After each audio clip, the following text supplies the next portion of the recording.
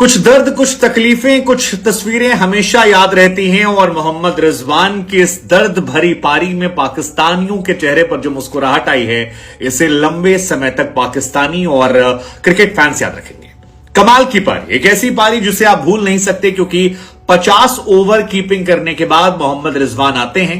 उस वक्त आते हैं जब श्रीलंका ने एक पहाड़ जैसा स्कोर खड़ा कर दिया था 344 का, जिसे पाना कभी भी ओडीआई वर्ल्ड कप के 48 साल के इतिहास में हुआ नहीं था, क्योंकि इतना बड़ा रन चेस कभी किसी ने देखा नहीं था। लेकिन मोहम्मद रिजवान और अब्दुल्ला शफीक के इरादे कुछ अलग थे। ये वैसी ही पारी थी जैसे केएल राहुल और विराट कोहली ने ऑस्ट्रेलिया के सामने खेली थी, क्योंकि आज भी फकर जमानी गैर मौजूदगी में इमामुल हक और world number 1 Babar Azam pavilion जा चुके थे। प्रेशर 7वें आसमान पर था। श्रीलंका के पास गेंदबाजों की बौछार थी, लेकिन उसके बाद मोहम्मद रिजवान ने आज इतिहास रच दिया।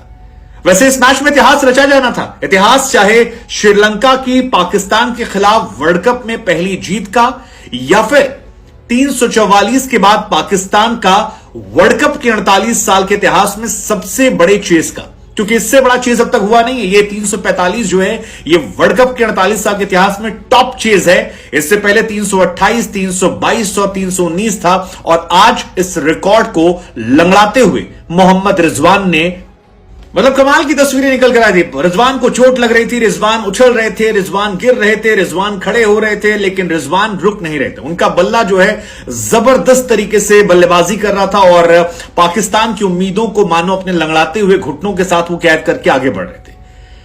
इस मैच ने भारत के खिलाफ होने वाले मैच को लेकर एक्साइटमेंट बढ़ा दी है, क्योंकि भारत के खिलाफ मैच में एक्साइटमेंट खत्म हो गई थी। हम ये मान रहे थे कि यार इंडिया जिस लेवल पे डोमिनेट कर रही है, पाकिस्तान जिस लेवल पे स्ट्रगल कर रही है, बहुत मुश्किल है कि दोनों टीमों के बीच में मुकाबला होगा और अहमदाबाद की पिच पर इंडिया एक तरफा मुकाबले में पाकिस्तान को हरा देगी। लेकिन पाकिस्तान ने कहा वही जो हमने आपसे पहले कहा था, कि जहां पर आप पाकिस्तान से उम्मीद करना छोड़ते हैं, वहीं पर वो आपको शॉक करते हैं, और आज उन्होंने शॉक किया।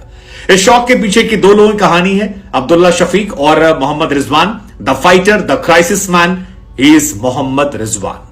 हालांकि इसमें एक घटना और भी हुई है जो थोड़ा सा सवालिया निशान पैदा करने वाली है, क्योंकि कमेंटेटर साइमन ने आज ऑन एयर कह दिया कि मोहम्मद रिजवान को फिल्मों में ले लीजिए। दरअसल रिजवान जो है एक शॉट मार रहे थे, शॉट गया, रिजवान के गिरने और शॉट के लगने के बीच में तकरीबन 1 सेकंड का गैप था, और उस 1 सेकंड के गैप के बीच में साइमन डल ने कहा टेक हिम इन मूवीज। और ये टेक हिम इन मूवीज जो है, ये काफी ज्यादा चर्चा केंद्र में